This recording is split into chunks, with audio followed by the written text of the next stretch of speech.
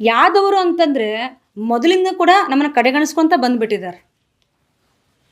ನಮಗೆ ಸಿಗಬೇಕಾಗಿರೋ ಸ್ಥಾನಮಾನಗಳು, ಹಕ್ಕುಗಳು ಎಲ್ಲರಿಂದ ನಾವು ವಂಚಿತರಾಗ್ಬಿಟ್ಟಿದ್ದೀವಿ. ಎಲ್ಲೂ ಕೂಡ ನಮ್ಮನ್ನು ಗುರುತಿಸ್ತಾನೇ ಇಲ್ಲ. ಪ್ರತಿಯೊಬ್ಬರು ಕೂಡ ನಾವು ಓಟ್ ಬೇಕು, ನಮ್ಮ ಸಮಾಜದ ಓಟ್ಗಳು ಬೇಕು. ನಮ್ಮ ಸಮಾಜದ ಜನರಿಗೆ ಸಿಗಿರ್ತಕ್ಕಂಥ ಒಂದು ಸ್ಥಾನಮಾನಗಳು ಯಾರೂ ಕೊಡ್ತಾ ಇಲ್ಲ. ನಿಮಗೆ ಹಾಗೆ ಮಾಡ್ತೀವಿ, ಹೀಗೆ ಮಾಡ್ತೀವಿ ಅಂತ ಎಲೆಕ್ಷನಿಗೆ ಬರ್ತಾರೆ, ಹೇಳ್ತಾರೆ. ನಮ್ಮ ಕಮ್ಯುನಿಟಿಯವರು ಆರಿಸಿ ಬಂದ ಮೇಲೆ ಅವರಿಗೆ ಸಿಗಬೇಕಾಗಿರೋ ಸ್ಥಾನಮಾನಗಳು ಸರ್ಕಾರದ ವತಿಯಿಂದ ಸಿಗ್ತಾ ಇಲ್ಲ ಅನ್ನೋದು ನಮ್ಮೆಲ್ಲರ ಆಕ್ರೋಶಕ್ಕೆ ಕಾರಣ ಆಗಿದೆ. ಇವತ್ತು ನಾವಿಲ್ಲಿ ಸೇರಿದ್ದೀವಿ ಅಂತಂದರೆ ನಮ್ಮ ಸಮಾಜದ ರಾಜ್ಯಾಧ್ಯಕ್ಷರಾಗಿರ್ತಕ್ಕಂಥ DT ಶ್ರೀನಿವಾಸ್ ಅವರು ಮತ್ತು ವಿಧಾನ ಪರಿಷತ್ನ ಸದಸ್ಯರು ಕೂಡ ಮತ್ತು ನಾಗರಾಜ್ ಯಾದವ್ ಅವರು, ಇವರಿಬ್ಬರೂ ಕೂಡ ನಮ್ಮ ಸಮಾಜದಲ್ಲಿ ಒಂದು ಸ್ಥಾನಮಾನ ಪಡೆದುಕೊಂಡಿದ್ದಾರೆ. ಈಗ ಕಾಂಗ್ರೆಸ್ ಪಕ್ಷ ಇದೆ, ನಮಗೆ ಇಲ್ಲಿ ಪಕ್ಷ ಅಂತ ನಾವು ತಗೊಳ್ಳೋದಿಲ್ಲ.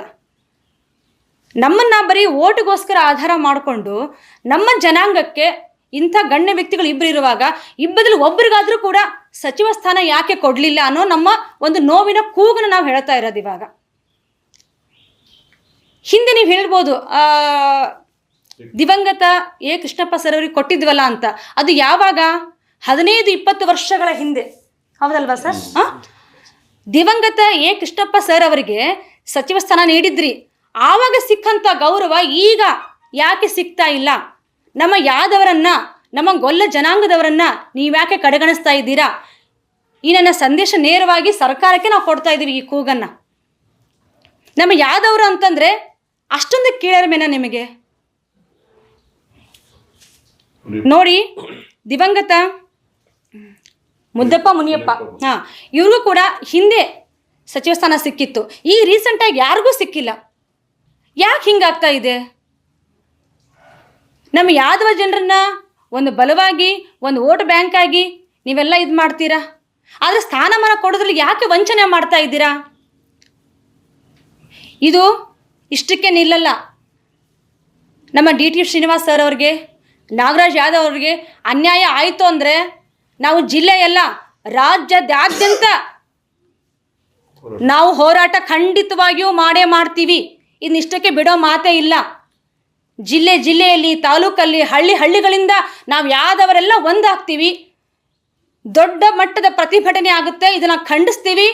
ಆ ಮುಂದಿನ ಹೋರಾಟಕ್ಕೆ ನೀವು ಕಾರಣ ಆಗಬಾರ್ದು ಅಂದರೆ ಸರ್ಕಾರ ಈಗಲೂ ಎಚ್ಚೆತ್ತುಕೊಂಡು ನಮ್ಮ ನಾಯಕರುಗಳಿಗೆ ಸೂಕ್ತವಾದ ಸ್ಥಾನಮಾನವನ್ನು ಕೊಡಬೇಕು ಅಂತ ನಮ್ಮ ಸಂಘದ ಸಮಾಜದ ವತಿಯಿಂದ ಮಾಧ್ಯಮ ಮಿತ್ರರ ಮೂಲಕ ನಿಮ್ಮನ್ನು ತಲುಪೋ ಪ್ರಯತ್ನ ಮಾಡ್ತಾ ಇದ್ದೀವಿ.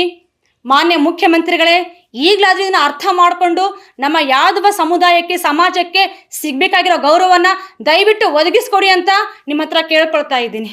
ಇವತ್ತಿನ ದಿನ ಧಾರವಾಡ ಜಿಲ್ಲಾ ಯಾದವ ಸಂಘದ ವತಿಯಿಂದ ನಾವು ಇಲ್ಲಿ ಮಾಧ್ಯಮದ ಮುಖಾಂತರ ವಿನಂತಿಸಿಕೊಳ್ಳುವುದೇನೆಂದರೆ, ಕರ್ನಾಟಕ ಸರ್ಕಾರದ ಮಾನ್ಯ ಮುಖ್ಯಮಂತ್ರಿಗಳಾದ DK ಶಿವಕುಮಾರ್ ಸಾಹೇಬರಿಗೆ ವಿನಂತಿಪೂರ್ವಕವಾಗಿ ನಾವು ಏನು ಕೇಳ್ಕೊಳ್ಳೋದೇನಪ್ಪ ಅಂತಂದರೆ, ನಮ್ಮ ಯಾದವ್ ಸಂಘದ ರಾಜ್ಯಾಧ್ಯಕ್ಷರು, ವಿಧಾನ ಪರಿಷತ್ ಸದಸ್ಯರು ಹಾಗೂ ಪ್ರವರ್ಗ 1 ಜಾತಿ ಒಕ್ಕೂಟದ ರಾಜ್ಯಾಧ್ಯಕ್ಷರಾದಂಥ ಸನ್ಮಾನ್ಯ ಶ್ರೀ DT ಶ್ರೀನಿವಾಸ್ ಸಾಹೇಬರಿಗೆ ತಾವು ಸಚಿವ ಸಂಪುಟದಲ್ಲಿ ಸಚಿವ ಸ್ಥಾನವನ್ನು ಕೊಟ್ಟು ಎಲ್ಲರಿಗೂ ನಮ್ಮ ಯಾದವ್ ಸಮಾಜಕ್ಕೆ ಒಂದು ನ್ಯಾಯವನ್ನು ಒದಗಿಸಿಕೊಡಬೇಕಾಗಿ ವಿನಂತಿ.